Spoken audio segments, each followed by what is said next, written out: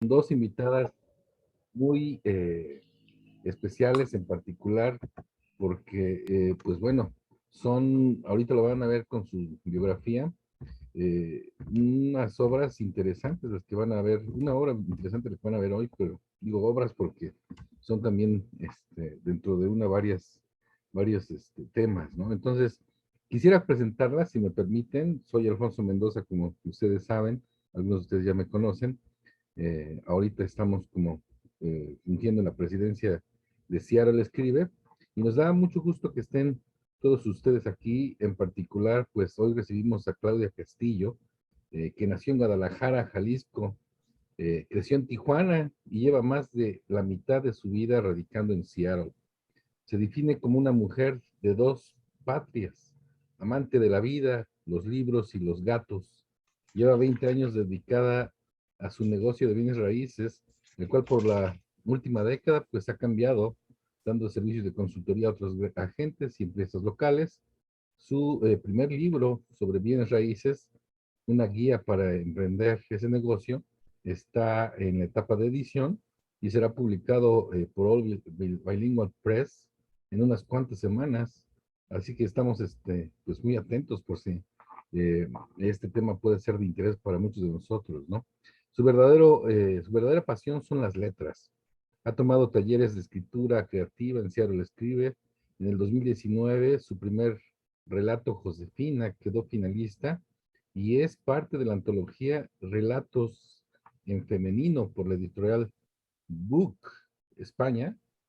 Los publicados, perdón, Las calles de mi infancia es su primer libro, y Mariposas, el segundo, ambos publicados por All Bilingual Press de Seattle en 2021 y por editorial Mastodonte en México. Claudia tiene dos hijos y un viejo gato gris. Bienvenida, Claudia. Déjenme también introduzco a quien nos va a apoyar muchísimo. Aquí a Claudia, y ustedes ya van a saber de la dinámica, pero también es grato recibir a Carlota Garjúa, ¿verdad? Lo estoy pronunciando bien, Carlota. Eh, Poeta, psicoanalista y fundadora de Casa Lote, espacio de lectura en psicoanálisis, filosofía y literatura, ubicado en el centro histórico de la ciudad de Oaxaca. Qué interesante, Carlota. Estudió la licenciatura en Medicina General en la Escuela de Medicina Ignacio A. Santos del Tecnológico de Monterrey, así como la maestría en Ciencias del Comportamiento en el Instituto de Neurociencias y Neuro de la Universidad de Guadalajara, UDG, y de la maestría en Estudios Psicoanalíticos convocada por España Psicoanalítico AC. En esta última institución cursa la especialidad en estudios psicoanalíticos con niños y adolescentes. Desarrolló una tesis titulada Aportaciones del silencio a la constitución psíquica en la infancia, efectos sobre la imagen inconsciente del cuerpo y la función de la envoltura yoica. A la par de la gestión cultural, es ejecutante de College Digital y Puring Painting en la corriente del arte abstracto. Caray, hombre, ustedes no me dejarán mentir, pero tenemos a dos invitadas de lujo el día de hoy. Y pues yo creo que sin más, Claudia, ya no, ya hasta me sentí un poco tímido con esta presentación que yo mismo hice, ¿no? De ustedes dos. Entonces, les dejo la palabra a las dos. Ustedes sabrán cómo llevar la dinámica. Estaré con ustedes para cualquier tema que pueda surgir, pero por lo tanto, pues los dejo a todos ustedes. Bienvenidos. Ya veo que hay una asistencia nutrida a la sesión. Les agradezco muchísimo a todos por estar con nosotros en este evento de Seattle Escribe. Y pues bueno, sin más, adelante Claudia, adelante Carlota, quedamos en sus manos. Muchas gracias, Alfonso. Buenas tardes a todos. Qué bonita presentación. Bienvenidos, bienvenidas. Estoy muy contenta de estar esta tarde con ustedes, de compartir mi primer libro una vez más. Sé que la mayoría de ustedes me han acompañado en este viaje, que lo he presentado en varias ocasiones. Y quiero agradecer a Cielo Escribe, primero que nada, a todos los integrantes, la mesa directiva y también al grupo Las Comadres, que me hicieron el honor de elegir este libro para su club de libro. Es el segundo que ellos escogen, entonces estoy muy emocionada. Y también le quiero agradecer a mi queridísima amiga Carlota. Sí, muy impresionante su trayectoria, Alfonso, estoy totalmente de acuerdo. Entonces es un honor que nos acompañe para moderar esta presentación, esta charla desde la bella Oaxaca. Así que bienvenidos a todos y pues ya estaremos platicando. Adelante, Carlota. Al contrario, el honor es mío por compartir este espacio contigo, con la comunidad de Seattle también y el Club de las Comadres. Y bueno, en primera instancia, a mí me encantaría hacer como una breve introducción de lo que es el libro, para los que lo vienen conociendo de primera instancia o están en esta curiosidad de empezar a leerlo. Primero comentar que, bueno, el título Las calles de mi infancia, pues bien puede remitirnos a paisajes de una época o de un lugar, ¿no? Y bueno, en el caso de Claudia, yo creo que nos traslada a un periodo muy concreto, ¿no? Que es de los 5 a los 10 años de edad. Y esta es una etapa en la que justamente presenció la arquitectura y las costumbres de un estimulante barrio en la ciudad de Guadalajara. Más allá de concebir esta obra como una especie de testimonio urbano, el cual retrata con bastante candidez e ironía la impactante trama cultural de una familia mexicana que bueno, de cierta manera estaba tocada por una serie de elementos como el catolicismo, el pensamiento mágico, ciertas carencias económicas, pero una riqueza imaginativa tremenda y un folclore local también importante. Yo creo que conviene retomarlo como si fuera un recurso artístico con el que es posible despertar, conmover y también interpelar nuestra memoria, especialmente pues en referencia a aquellos personajes o sucesos que cotidianamente trazan o desvanecen nuestra identidad. Para esto quisiera citar a Claudia en un fragmento de esta historia antes de dar inicio a una entrevista en la cual nos podrá contar a más detalle de cada una de estas historias. Primero que nada, una frase que a mí me impactó muchísimo al momento de empezar a leer este libro es la siguiente. Soy mexicana de nacimiento, estoy hecha de maíz y de sol. Esto lo dice en la introducción del libro. También nos comparte algo muy curioso. Dice que no se puede ser mexicano y no ser feliz, aunque sea tantito y cuando Dios quiera, nos aclara. Envueltos en amaneceres de fuego, entre mariachis e infortunios, rompiendo piñatas, que también es una costumbre muy, muy propia de nuestro país, comiendo tortilla con chile, chupando tequila y mezcal, metiendo goles. Comparte además que la música nos acompaña cuando celebramos la vida, pero también cuando ésta se acaba. Y por si tales cualidades que nos describe Claudia en este libro no fueran pocas o difíciles de creer para sus lectores, declara que los mexicanos cumplimos sueños porque sabemos soñar.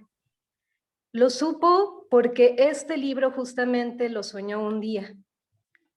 Y a lo mejor en ese extraño día en el que simplemente se le juntaron los recuerdos de golpe y se puso a recopilar historias. Y bueno, sin embargo, también es algo de dominio público que las calles de una infancia suelen ser laberínticas, ya que transportan imágenes, sensaciones y discursos que en ocasiones confunden los márgenes de la fantasía y de la realidad. Estas calles nos pueden hacer callar durante décadas y desembocar de pronto en la escritura, acoplando narraciones sin un orden cronológico, jerárquico o lógico, siendo como la vida misma, que en opinión de Claudia carece de estructura.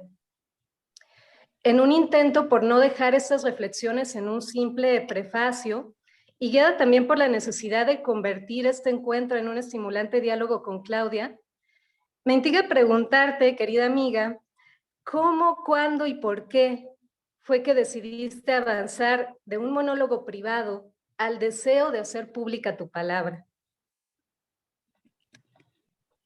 Muchas gracias por tus palabras tan bonitas.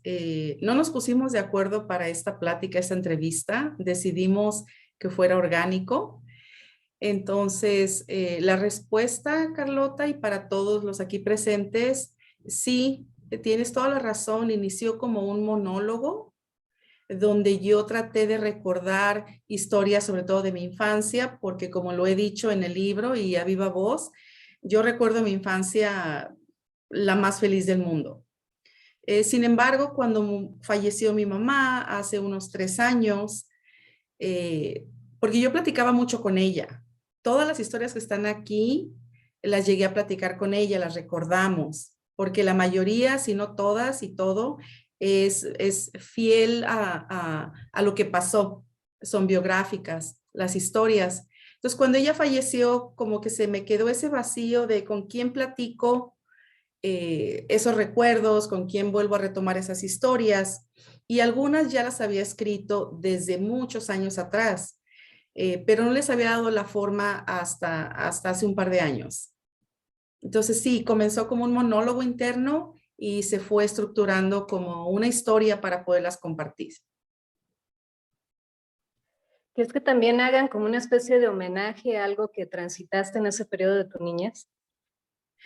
Totalmente, totalmente. Fue un gran descubrimiento de muchas maneras el ir hilando cada historia, darle la forma. Fue un descubrimiento no solamente de muchos valores que ahora a mi edad adulta veo que se forjaron en mi casa, en nuestro hogar, con mi familia, con mis padres, con mis hermanos. Nunca lo había pensado en toda mi etapa de vida, sobre todo la vida adulta. Nunca había pensado de dónde venía la amistad, la lealtad, la resiliencia, muchos valores que ahora me acompañan. Y al ir escribiendo y como dije antes, hilvanando las historias, fue un homenaje, un tributo, no solamente a la gente que me ha acompañado, familiares y amigos desde la infancia, pero también a mi madre, el centro del libro, como lo pueden ver. Qué hermoso tributo. El mejor de los tributos yo creo que tiene que ver con el arte. Y bueno, también pensaba que hay un relato en particular que me parece que habla sobre tu primera comunión. Y en ese relato compartes que ante la exigencia religiosa para sostener una confesión casi semanal, creo, y frente a la escasez de pecados, pues a tan tierna edad, dices que echabas a volar tu imaginación y compartías culpas inventadas a los párrocos. De acuerdo a este testimonio, pues en dicho confesionario empezó tu amor por contar historias. Sin embargo, también me parece que el pasaje sobre el niño Lorenzo marca un parteaguas sobre tu vocación. ¿Te gustaría leernos un fragmento de ese texto?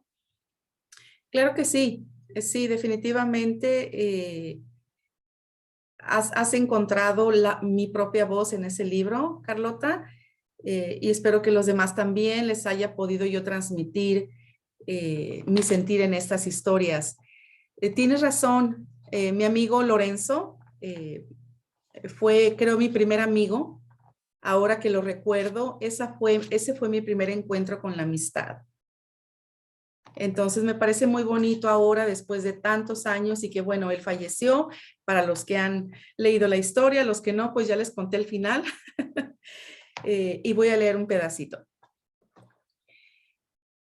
Este párrafo fue el que más me marcó cuando lo escribí, el recordarlo y el impacto que tuvo esa amistad tan corta en tiempo y cómo me sigue acompañando hasta el día de hoy. Chilo me decía que yo de grande iba a ser escritora. Fue el primero en decirme que mi oficio sería el de contar historias. Él soñaba con descifrar el cielo y lo que había en él. Me prometió que estudiaría los planetas y las estrellas para poder explicarme cómo los astros se sostienen allá arriba, dando vueltas y vueltas por billones de años o más. Es de mis relatos favoritos, he de decirte, que es conmovedor en muchos sentidos. Y bueno, yo creo que el niño Lorenzo fue tu primera imagen sobre la muerte, aunque también yo lo observo como una especie de puesta a prueba sobre la capacidad para hospedar lo que nos parece extraño. Porque si bien, bueno, lo que nos compartes en este relato es que él caminaba como si se fuera a caer debido a un problema de nacimiento, esta marcha a ti te inspiraba un profundo sentido de originalidad que recibías con bastante gusto, siendo una reacción muy diferente a la de tus otros compañeros de escuela. Y bueno, yo conociéndote más allá de esta historia, sé que muchas veces has dado la bienvenida a algunas prácticas controversiales o temas que son lúgubres o chocantes. Y entre ellas recuerdo que acostumbras visitar los cementerios y que de niña jugabas a las procesiones luctuosas. ¿Consideras que la muerte es una inspiración constante en tu escritura? Quizás el relato sobre el 14 de febrero y los pollitos pues dan fe de esta impresión, ¿no? No sé si quisieras contestarnos y también compartirnos estos dos relatos. Claro que Bueno, sí. fragmentos, ¿no? Sí, la muerte, creo que ya todos los que me conocen o están por conocerme saben que la muerte es un tema recurrente, no solamente en mi escritura, pero en toda mi vida. Yo veo a la muerte, no le tengo temor, la veo con un gran misterio, con una gran intriga. Tampoco quiero que llegue pronto, pero siempre desde niña, desde los 5 años, me ha fascinado el tema de la muerte. Obviamente nadie tenemos la respuesta sobre qué hay después, pero es un gran misterio y una fascinación. Eh, y creo que desde muy niña, sobre todo en Guadalajara, la primera persona que yo vi fallecida pues fue mi amigo Lorenzo, y yo no podía entender a los 6, 7 años, no recuerdo cuántos años tenía, no podía entender cómo yo lo veía dormido, yo no sabía lo que era la muerte. Entonces fue muy impactante, pero como que a los pocos días después fue cuando, como decimos en México, me cayó el 20 de que, caray, eso es la muerte, te duermes y ya no regresas. Y de ahí, bueno, pasaron otros me gusta pensar, o cuando alguien me pregunta sobre mi infancia o mi vida en México de adolescente o de niña, yo siento que en nuestra casa y en nuestra cultura y en nuestro barrio, vivos y muertos convivíamos por igual. Yo digo que los vivos no olvidábamos a los muertos y los muertos nunca se iban. Estaban presentes en las conversaciones, en los altares de muertos, no sé, me parece muy fascinante el tema de la muerte. Y creo que por ese motivo está en la mayoría de las historias que me permito escribir. Y les voy a compartir el fragmento de 14 de febrero, también una historia verídica. Mi hermanito Jorge Alberto fue el que falleció. 14 de febrero. Hicimos la procesión al panteón a pie. Estaba cerquitas. Mi madre, con el corazón roto, me llevaba a mí de la mano. Caminábamos atrás de mi padre, que junto con otros señores transportaban el pequeño cajón con gran sentimiento. Parecía que lo iban arrullando con el vaivén de sus pasos. Las mujeres llorosas depositaban claveles blancos en el regazo vacío de mi madre.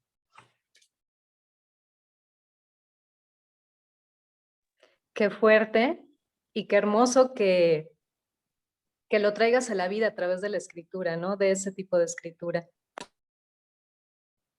Sí, también fue impactante pues enfrentarme de cierta forma como hermana o como niña a otra muerte.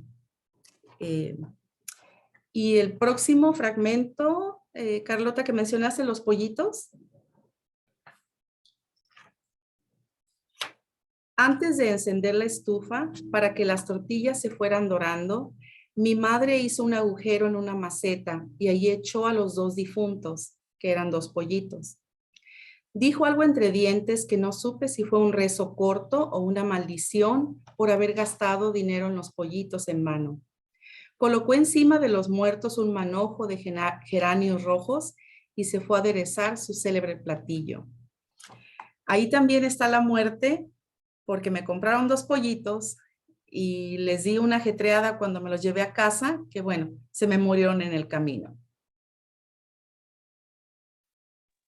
Aparte, yo creo que es una historia con la que muchos niños se van a sentir identificados porque, al menos acá en México, es como muy común que en ferias, en los mercados, en varias situaciones sociales, de pronto están ahí los pollitos pequeños y bueno, uno con esta inocencia de la edad, pues los quiere adoptar, ¿no? Como mascotas. Pero bueno, pensando más allá de esto, de esta anécdota, algo en relación a la muerte que me surgía como duda es si, bueno, tú particularmente crees que el duelo en México y en Estados Unidos se vive y se dimensiona de una manera distinta. Tú que has vivido en ambos lados, ¿no? Gran pregunta, totalmente. Para mí, el primer funeral que atendí aquí fue un show cultural. Yo no lo podía creer, yo no entendía cómo nadie lloraba de la manera que yo había visto en México. Yo no podía entender el orden hasta cierto punto, las sillas acomodadas, cada quien tenía su lugar. Y lo que más me impactó fue que dijeron que la persona que había fallecido había muerto hacía 2 semanas. Entonces como que mis cables se cruzaron y decía, pero, o sea, ¿cómo? En México te mueres y te entierran casi al día siguiente, ¿no? Entonces eso, no escuché la música que normalmente escuchamos en algunos velorios en México. Todo fue diferente. Sentí que en México yo extrañaba aquí los colores que incluso nos acompañan hasta el último día y cuando despedimos a los seres queridos. Entonces sí, creo que no sé si el duelo se viva diferente, pero sí la celebración de vida y cómo despedimos a los que se van, creo que eso sí es diferente. Pero el duelo, pues somos seres humanos en donde sea, entonces creo que lo vivimos de una manera individual, pero muy similar. Coincido bastante contigo, Clau, y creo que en alguna ocasión lo platicábamos cuando nos conocimos aquí en la ciudad de Oaxaca, de cómo está como tan difuminado el margen de la alegría y de la tristeza y de lo que es la fiesta y al mismo tiempo el pesar cuando se aborda el tema de la muerte en nuestro país, sobre todo en estas festividades que tienen que ver con el montaje de altares, con pasar incluso la noche en los cementerios, brindando, comiendo, regalando cosas, ¿no? También a los turistas, a los visitantes, ahí en medio de las tumbas, ¿no? De un lugar que a lo mejor para otros, pues muy pocas veces quisieran visitar. Y bueno, también pensaba que otro tema cardinal en lo que es tu obra, o bueno, al menos esta obra yo lo identifico así, es el tema de la familia. Y específicamente yo contemplo la figura de tu madre como uno de los pilares en el esqueleto de este y de otro libro, como bien ya nos comentaste. Bueno, el otro libro es el texto de Mariposas. Y a través de tus relatos, bueno, sabemos que eran los animales favoritos de Josefina. Y por otro lado, la describes también de un modo tan agudo que es posible imaginarla como una mujer con habilidades extraordinarias para negociar con Dios, como bien lo mencionas en alguno de los relatos, o para guiar y vigilar a su descendencia, pero sin dejar a un lado la capacidad para volverse una divertida cómplice de tus rebeldías. En Cosas de Familia, que es uno de los relatos de este texto, la designas como si fuera la capitana del barco familiar, la asesora de las decisiones importantes y guardiana celosa de tus secretos. Y otro texto que también me permitió como dibujarla muy claramente es el texto de Semejanza. No sé si te gustaría leernos un pasaje y también hablarnos un poco más de ella, ¿no? De tu madre y de cómo ha impactado en lo que es tu lenguaje, tu escritura. Sí, claro que sí. mi madre Josefina, una persona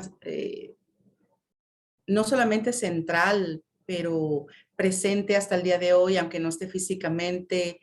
Creo que mis hermanas, no sé si andan por aquí, creo que las vi por aquí, no alcanzo a ver a todos, pero un saludo, aprovecho, saludo a todos. Creo que mis hermanas no me dejarán mentir. Una mujer extraordinaria, de verdad, una mujer extraordinaria en todos los sentidos de la palabra, modesta en su forma de hablar, pero tan sabia que a veces con la mirada te daba lecciones. A veces no necesitaba ni hablar. Fuimos una familia muy grande, muchos hermanos, y ella se hizo cargo, bueno, junto con mi papá, pero se hizo cargo de la familia de una manera que hasta el día que ella se fue como el pegamento, no solamente la raíz y el tronco y todo de lo que somos como familia, pero sí una parte muy central, y no puedo evitar verla reflejada, si no en todas, en la mayoría de las historias que escribo. Cuando pienso en ella, y sobre todo con este libro, Las calles de la infancia, no solamente lo escribí por y para ella, sino que conforme le iba dando forma al libro, fui recordando señoras del barrio, de la cuadra donde vivía, tías, mi abuela paterna que vivía enfrente de la casa. Empecé a recordar las vidas de primas que, bueno, son mucho mayor que yo, que eran más o menos como de la edad de mi mamá.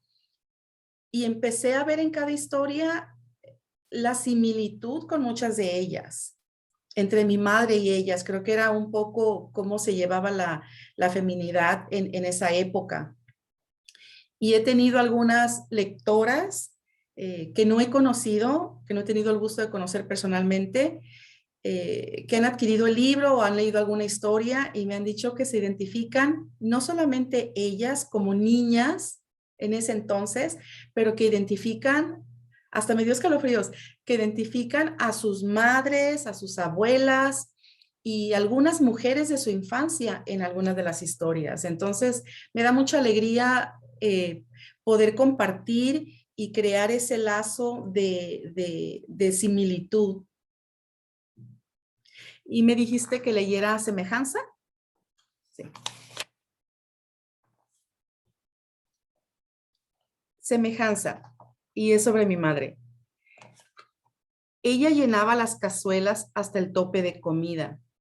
El dinero no sobraba, pero ella se las ingeniaba para hacer rendir cualquier cosa. Comida, dinero o esperanza.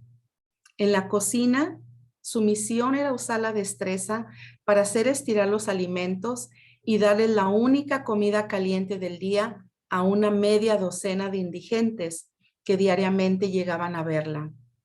Los olvidados de Dios, los llamaba ella. Mi madre mantuvo este comedor callejero por más de una década. Esa misma generosidad la acompañó toda su vida. Si alguna historia está dedicada a mi mamá, es esa. Porque en ese fragmento que les compartí, y pues mis hermanos son testigos, teníamos carencia económica y ella se las ingenió para darle de comer a los que tenían menos. Sin decir nada,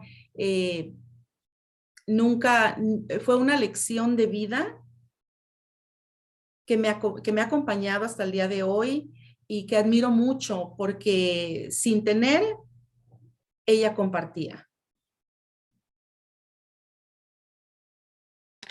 Y pensaba también si no sería también como una especie de primera lección sobre lo que es la creatividad y bueno, testimonio también de esta negociación con Dios que nos mencionas, porque cuando yo lo estaba leyendo, lo primero que se me vino a la mente fue como este pasaje de, como si fuera la multiplicación de los peces o de los panes, como esta capacidad de hacer rendir de algo, pues que pudiera ser aparentemente en poca cantidad, rodeado a lo mejor de un contexto de carencia y cómo algo de la bondad y algo también a lo mejor de su modo de jugar con los elementos que le iba dando la vida, pues hizo posible eso, ¿no? Mantener durante tanto tiempo un comedor, como bien no lo mencionas, pero también yo creo que transmitirle a sus hijos, que bueno, personalmente no sé si alguien más en tu familia se dedique a alguna disciplina artística, pero al menos en tu caso,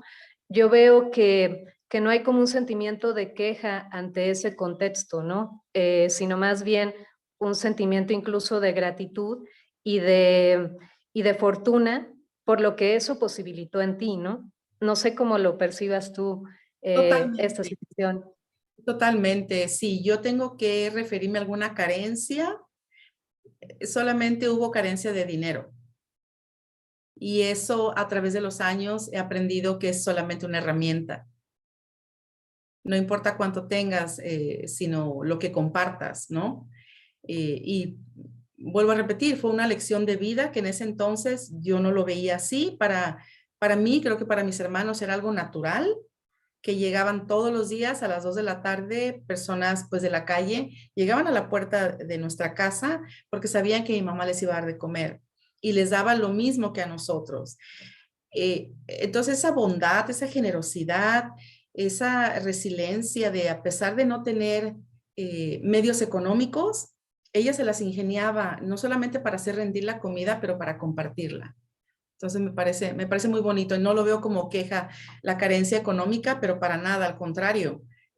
Siempre fue una motivación para salir adelante de otros medios, utilizar otros medios para salir adelante y forjarme mi propio futuro yo misma, pero sin ver como alguna carencia que pudimos tener económica, vuelvo a lo mismo, fue la única creo que tuvimos, como un impedimento, sino más bien como un impulso.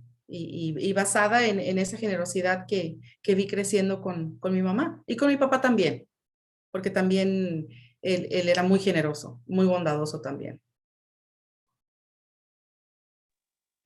Qué bello modo de percibirlo y bueno, es claro que en el libro atribuyes a tu herencia la posibilidad de contar tan variadas historias, aunque también a un contacto social que de una u otra forma te expulsa de ciertas raíces genealógicas y cultiva un lenguaje que, aunque pudiera ser familiar, pues puede resultar a momentos ajeno, ¿no? Y al tema al que voy es que entiendo que asumirte como escritora a veces otorga un sentido de pertenencia y en ocasiones también puede aportar una sensación de representar un papel o no, sino en sentirte más bien excéntrico o excéntrica de esa figura que se planta ahí ejecutando algo y eso te convierte en extranjera de tu propio hábito. ¿Crees que en esto pudieras como parecerte un poco a las gitanas descritas en tu libro? ¿Qué podrías compartirnos de ellas? Y digo las gitanas porque las gitanas de alguna forma son también apátridas, ¿no? O están en constante movimiento como veo que tú has estado en tu vida. Claro, pues las gitanas visitaban no solamente el barrio, pero la casa de mi mamá. Entonces, también fue otra, no sé, impacto, impresión o otro tema que ya de adulta digo, o sea, eran las gitanas llegar con sus vestidos, sus collares, las seguían chiquillos, perros. Era todo un evento cuando llegaban las gitanas, ¿no? Sabías que estaban las gitanas ahí. Y como las películas, y para mí era algo, y digo para mí, pero me imagino que para mis hermanos y para otros del barrio también, otros niños, era normal, ¿no? Y ahora veo, digo, creo que mi infancia, no creo, la veo como muy colorida, muy rica en muchas historias, muchas experiencias. Yo me divertí como loca. Toda mi infancia me divertí muchísimo. Y ahora, no analizando, pero pensando más a fondo en las historias, veo y confirmo que estoy hecha de todo eso que viví a través de la vida, pero sobre todo esa raíz la traigo muy, muy fuerte, arraigada desde mi infancia, de ver todos esos colores, sabores, esa diversidad, no solamente de pensamiento, pero de vida. Entonces las gitanas sí fueron también una parte central en mi infancia que me fascinaba verlas y imaginarme cómo vivían, porque pues en ese entonces yo era muy niña y no sabía si tenían casa, yo pensaba que vivían en un, no sé qué pensaba.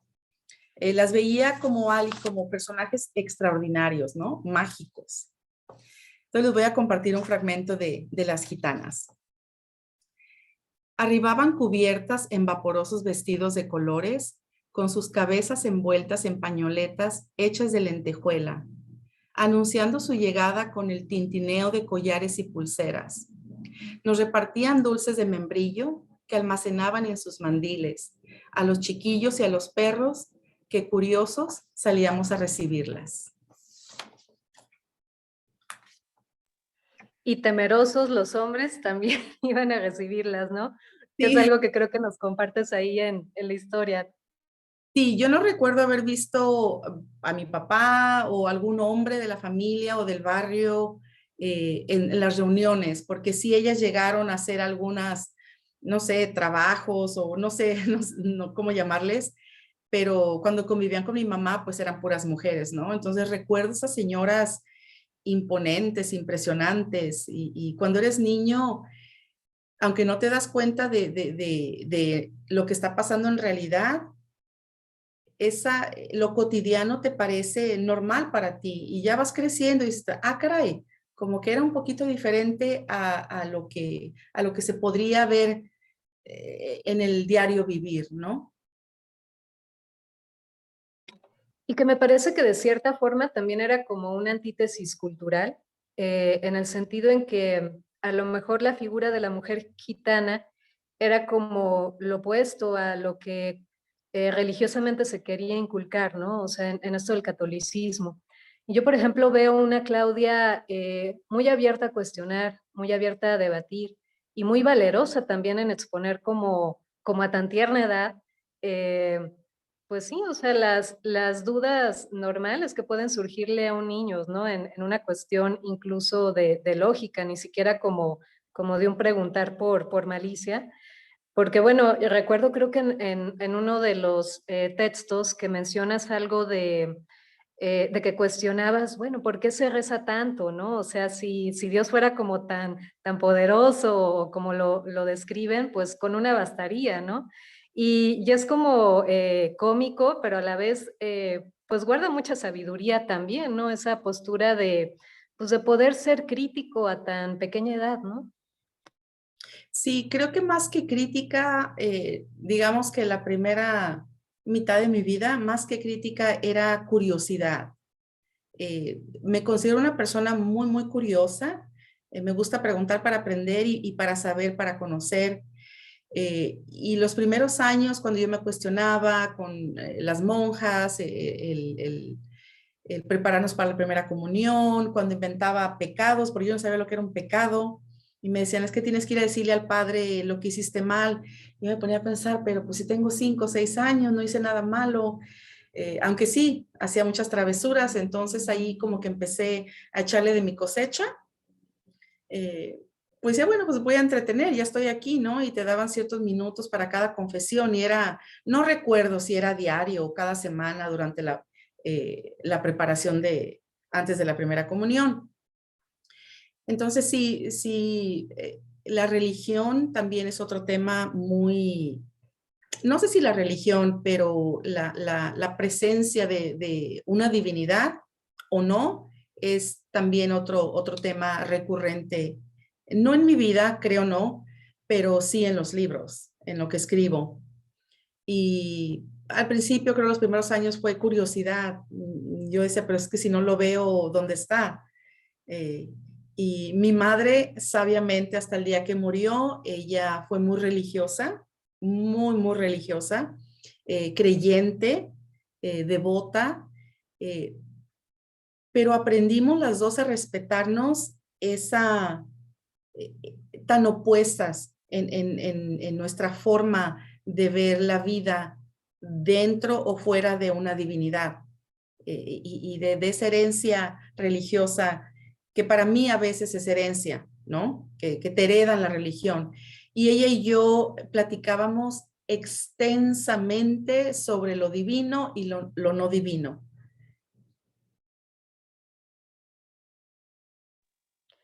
Justo ahí, ¿no? Como esta capacidad de hospedar que se aprecia, ¿no? En muchísimas de las historias.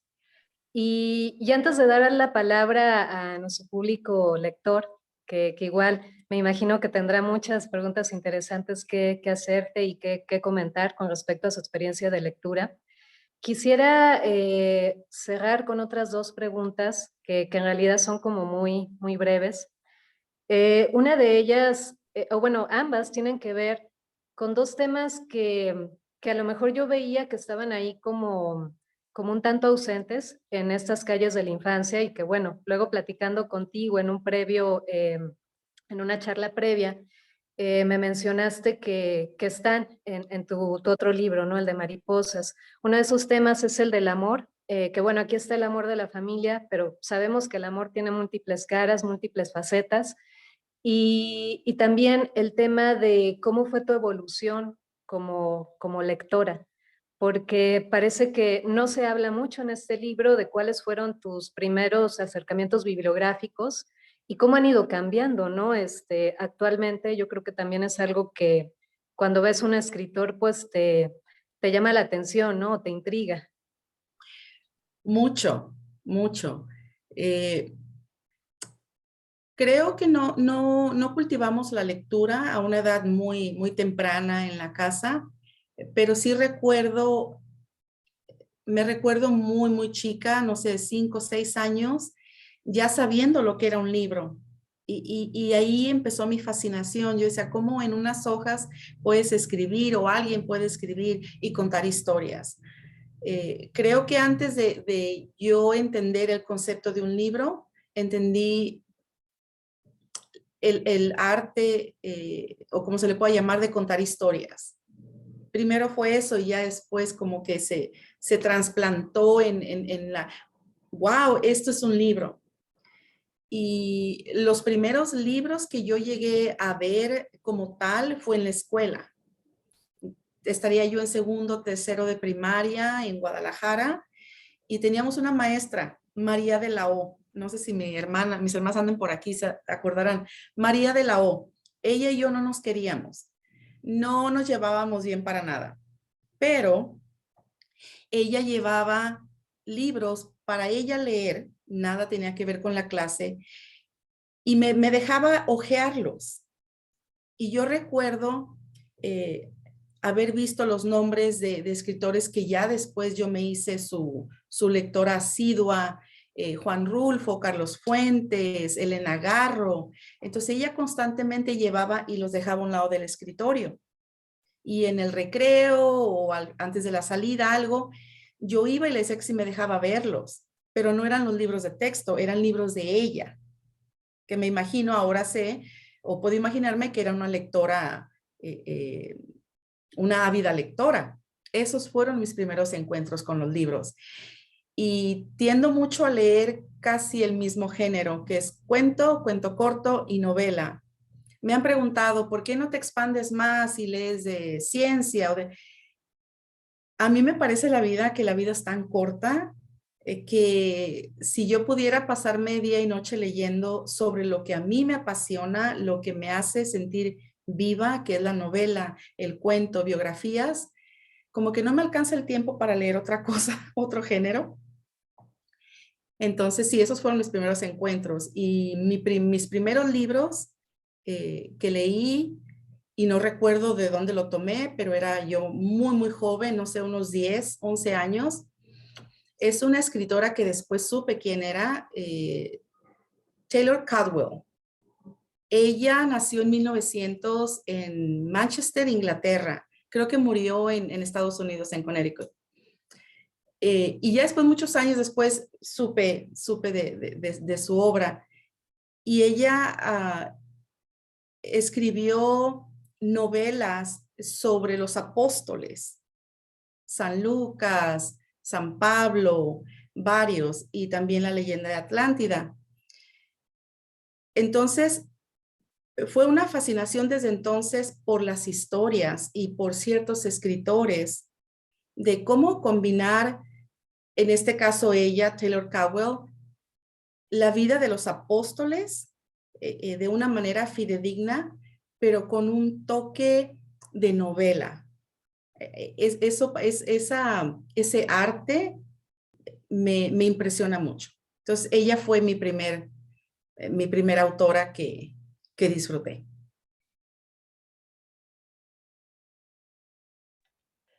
Qué interesante y cómo has sido fiel, ¿no? También a diversos géneros. Concuerdo también que de pronto uno tiene que especializarse o que concretar o que incluso simplificar lo que son las pasiones como para poderles dar ahí el debido tiempo y más que todo que son cosas que uno disfrute, ¿no? Y bueno, respecto a este otro tema que te preguntaba sobre lo que es el amor, a mí bueno, me convocaba a pensar que a lo mejor las calles de tu adolescencia y no de tu infancia son las que están trazadas en tu próximo libro, ¿no? Bueno, en este libro de Mariposas, en el que me dices que se ahonda más en esta temática aparentemente ausente en esta primera publicación, ¿no? Sí, qué observadora, Carlota, qué observadora. Digamos el amor carnal, el amor adulto, está reflejado en las historias del segundo libro. Las calles de mi infancia, sí, tiene mucho amor, pero el amor infantil, el amor de familia, el amor a tus padres, a tus hermanos, a tus amigos, a tu barrio, a tu casa. Entonces, sí, el amor también es otro tema central en mi vida y en mi escritura. El amor a la vida, a los libros, a la gente, a las historias, a las experiencias. El amor de todas las maneras. Y el amor a la escritura, ¿no? En el amor al arte. ¿Te gustaría, estamos a pocos minutos de terminar el tiempo de esta charla? Primero que nada, agradecerte tu apertura, la misma candidez con la que escribes, me parece que es la misma candidez con la que nos compartes verbalmente todas estas experiencias y espero que nuestros lectores hayan disfrutado tanto esta charla como nosotras. Y no sé si quieras cerrar con alguna cita en particular, alguna frase de este libro, algo que te convoque a ti como para compartirle a la audiencia. Para eso no me preparé. Para eso no me preparé, pero sí me gustaría tomar unos minutos para darle la bienvenida de nuevo a todos los que llegaron un poquito después de que di la primera bienvenida. Y agradecerle a una persona, a todos en especial, eh, a las personas de Ciaro Escribe y muy en especial a las personas del club del libro de las comadres. En verdad fue un regalo para mí que hayan escogido mi primer libro, Las calles de mi infancia, como su segundo libro para su club. Me siento honradísima y yo siento que cuando yo voy a alguna presentación de algún libro, algo que tenga que ver con, no solamente con el arte, pero con algo que fue creación de alguien. Yo siento, aunque no me lo digan, que soy parte de ese sueño. Y así siento que todos ustedes son parte de mi sueño de convertirme en escritora, de seguir escribiendo y que me lean. Pero quiero tomar un momento, si me permiten, para agradecerle a una persona que quiero mucho, mi querida amiga, publicista, editora, que me comparte su jardín, su amistad, su cariño, Rita Huircala de All Bilingual Press. Sin ella, mis dos libros no estuvieran aquí, no los hubiera podido compartir. Ella no solamente es una maestra de letras, pero es una maestra de vida. Y ella y su esposo Elwin y su editorial All Bilingual Press me abrieron las puertas para yo poder publicar. Entonces, muchas gracias, Rita. Y por ahí vienen más. Ya no tiene escapatoria. Enhorabuena, Rita, ¿no? Quisiera pedirle a la gente que está ahora en Zoom que no se vaya. En estos momentos la parte más formal de la presentación del libro ha terminado, pero tenemos el privilegio de seguir con Carlota y Claudia conversando más, pero ya fuera de cámaras. Para la gente en YouTube, muchas gracias por vernos. Y para los que están acá en Zoom, no se vayan. Vamos a parar la grabación y ya off the record vamos a poder conversar mucho más a gusto y nos vemos en un segundo. Gracias. Muchas gracias. Y sí, si alguien